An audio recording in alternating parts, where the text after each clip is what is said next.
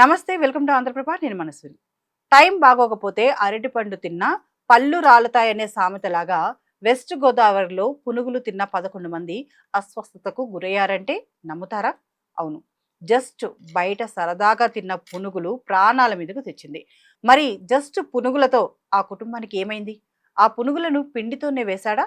దీనికి కారణాలేంటి అనే విషయాలను ఇప్పుడు తెలుసుకుందాం.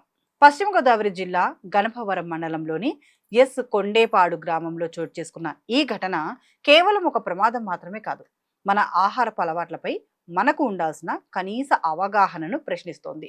ఒకే ఫ్యామిలీకి చెందిన వారితో పాటు మొత్తం 11 మంది అస్వస్థతకు గురవ్వడం, అందులో 2 ఏళ్ల పసిబాలుడు కూడా ఉండడం పరిస్థితి తీవ్రతకు అద్దం పడుతోంది. ఆ నిపుణుల బండివాడు ఏడాది కాలంగా స్టోర్ చేసి ఉంచిన పిండితో పునుగులను తయారు చేయడమే ఈ విషాదానికి కారణమని అధికారులు ప్రాథమికంగా గుర్తించారు.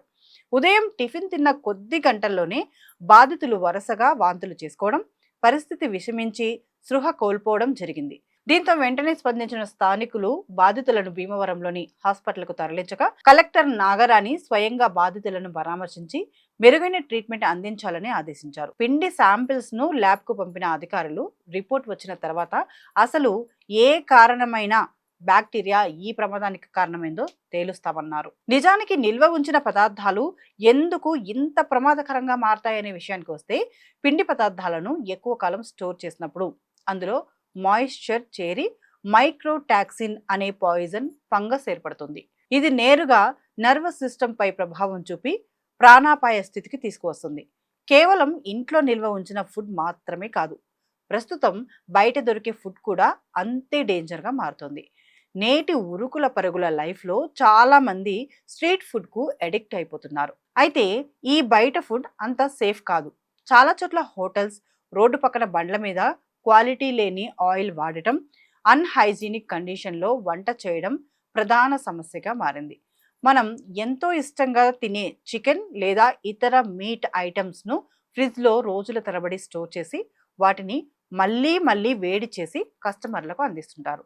దీనివల్ల ఫుడ్లో బ్యాక్టీరియా విపరీతంగా పెరిగిపోయి అది పాయిజన్గా మారుతుంది. ముఖ్యంగా వర్షాకాలం, సమ్మర్లో ఈ ప్రమాదం మరింత ఎక్కువగా ఉంటుంది. బయట తినేటప్పుడు మనం కొన్ని ఖచ్చితమైన జాగ్రత్తలు పాటించాల్సిన అవసరం ఉంది. మీరు వెళ్ళే హోటల్ లేదా ఫుడ్ పాయింట్ దగ్గర సరైన క్లీన్నెస్ ఉందో లేదో ముందుగా అబ్జర్వ్ చేయాలి. వేడివేడిగా ఉండే పదార్థాలను తినడానికి ప్రిఫరెన్స్ ఇవ్వాలి.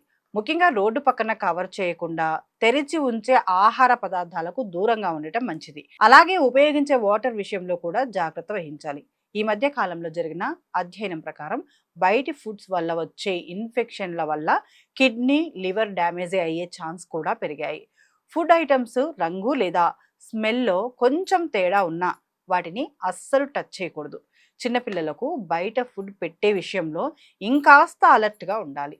మనం రుచి కోసం చూసే ఒక పూట భోజనం మన ప్రాణాల మీదకు తీసుకురాకూడదు.